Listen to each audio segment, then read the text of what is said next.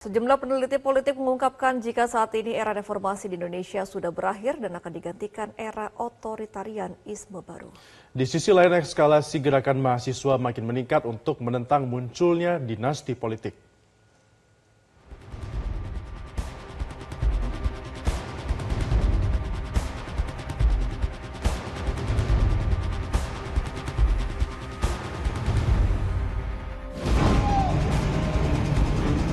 Gelombang demonstrasi mahasiswa di bulan Januari ini mulai meningkat di berbagai kota.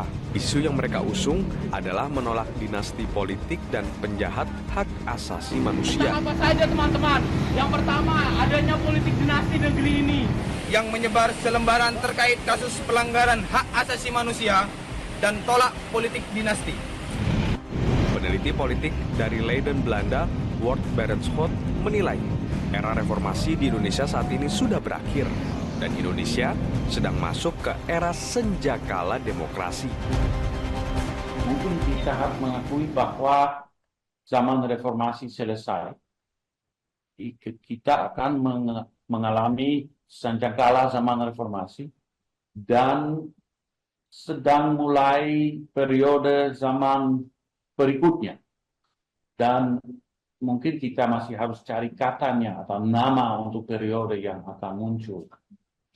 Jadi kalau memang selesai, apa zaman atau periode baru yang akan datang sekarang? Saya belum tahu apa katanya untuk itu, apa namanya itu, orde paling baru atau orde terkini atau nama lain. Tapi saya hanya mau menyebut beberapa unsur periode yang berikutnya. Salah satu unsur adalah dominansi oligarki. Pak Fahmi sudah menyebutnya bahwa demokrasi di Indonesia dimimpin dan didominasi oleh orang yang sekaligus elit politik dan elit ekonomis. Dia punya kekuatan ekonomi dan kekuatan politik. Dan itu salah satu faktor yang juga membawa unsur kedua periode ini, bahwa dalam zaman sekarang kekuatan ekonomis atau gerakan ekonomi, kepentingan ekonomi lebih kuat dibanding dengan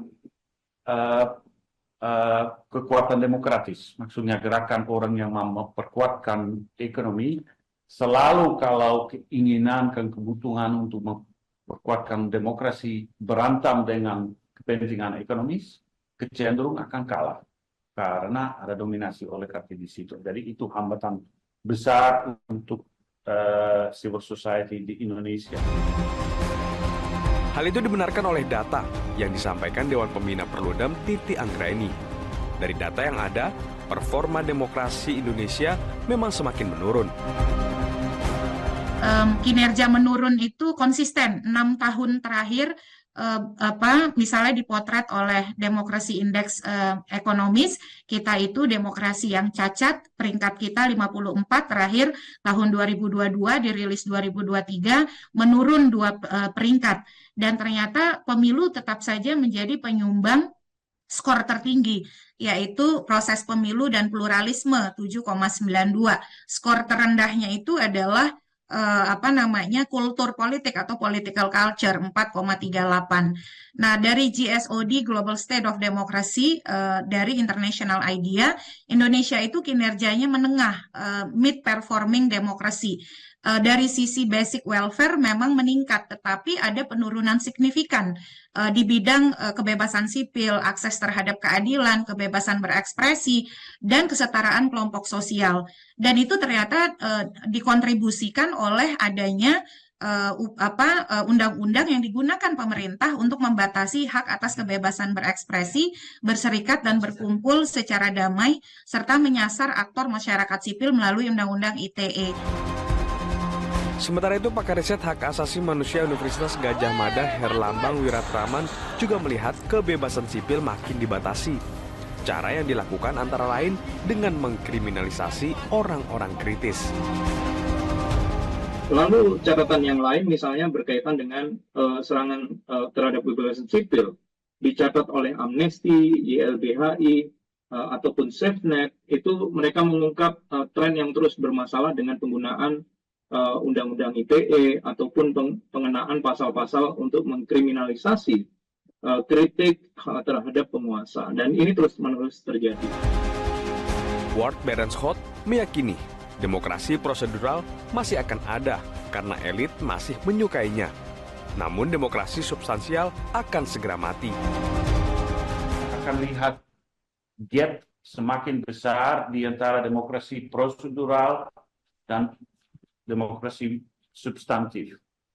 Menurut saya, demokrasi prosedural tetap akan ada. Ini maksudnya pemilu, itu prosedur untuk memilih pemimpin, itu tetap akan ada. Dan saya juga merasa itu akan cukup terbuka. Tapi itu prosedur aja.